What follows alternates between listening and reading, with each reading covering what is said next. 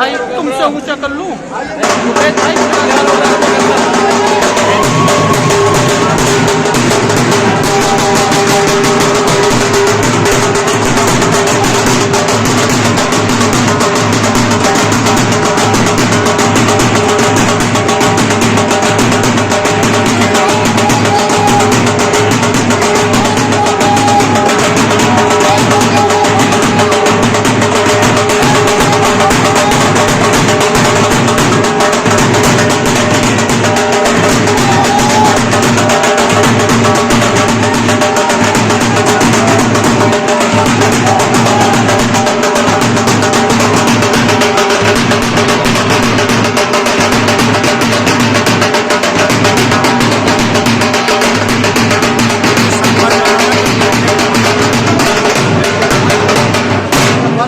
सरकार चल रही है, किसानों का दमन जो कर रही है, ये चलो गांव की ओर पूरे हर जिले में हम जा रहे हैं और हर जिले में ये पंचायत की जा रही है।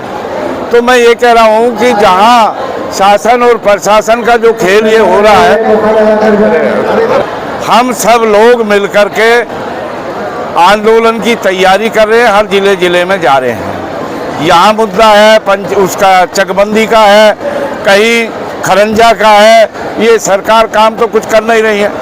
ये सरकार तो सिर्फ बाबाओं की सरकार है, मुडाओं की सरकार है, हिंदू मुसलमान करती हैं और किसान का नाम कुछ नहीं इन्होंने किया।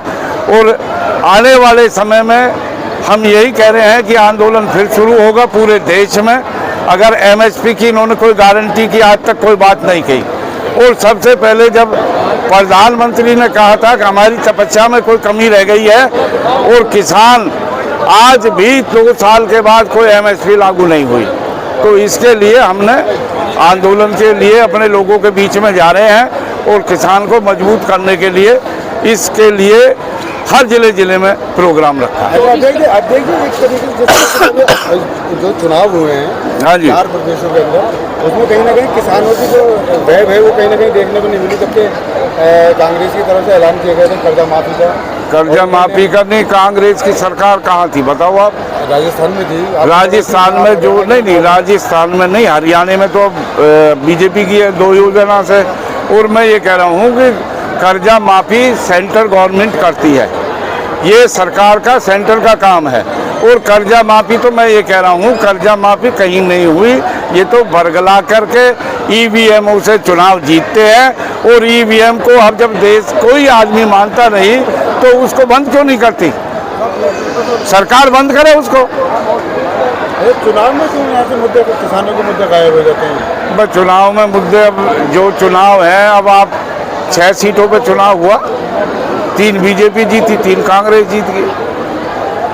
अभी हुआ 4 महीने पहले भाई, हिमाचल का अभी हुआ, इसी साल में हुआ, और वहाँ का अभी हुआ कर्नाटका का, और तेलंगाना 3 कांग्रेस जीत गई, 3 बीजेपी जीत गई। इसमें क्या है? बराबर है, हमें तो चल रहा है, बराबर की टक्कर है। सेम कैसे? चकबंदी का जो आप विरोध कर रहे हैं? नहीं, मैं चकबंदी का जब काम नहीं चाहता तो मत करे चकबंदी। कोई अगर चाहता है, मान लीजिए कोई माफिया टाइप के भी तो बहुत सारी जमीनों पर कब्जा कर लेते हैं गांव में आसपास।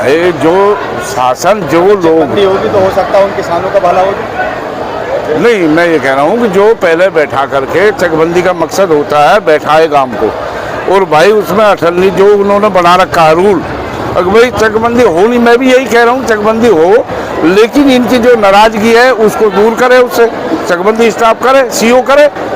चौधरी साहब, 2024 का चुनाव है तो किस तरीके से किसान जो है चैलेंज में लेंगे जो दोनों पार्टियां? भाई ईवीएम रहेगी तो किसान क्या करेंगे इसमें? ये ईवीएम से अगर बैलेट पेपर पर चुनाव होगा तो आज घर वाले अब भी जीतते हैं। ईवीएम, ईडी, अरे ये जो इन्होंने चला रखा सीबीआई, इनसे जब तक चुनाव को प्रभावित कर रहे हैं। ये किसान कितना तैयार है? किसान तैयार है, किसान को वोट देगा किसान। अजीत सिंह दे या किसी भी दे, जो भी देगा किसान को देगा, इन बेईमानों को ना दे। हमारा तो कोई मतलब नहीं, हम तो नॉन पॉलिटिकल है, राजनीतिक नहीं है हम तो। 5 राज्यों में चुनाव है,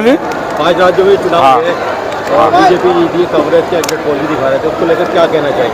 मैं ये कहना चाहूँगा कि ईवीएम की वजह से बीजेपी जीत रही है और 6 राज्यों में चुनाव हुए हैं, 7 राज्यों में 3 कांग्रेस जीती है, 3 बीजेपी जीती है। कर्नाटक भी अभी हुआ और हिमाचल भी अभी हुआ और तेलंगाना 3 कांग्रेस जीत गई और 3 बीजेपी ने जीती है। और हरियाणा में भी मैं कह रहा हूँ सरकार नहीं बन रही, वहाँ राजस्थान में अच्छा, राजस्थान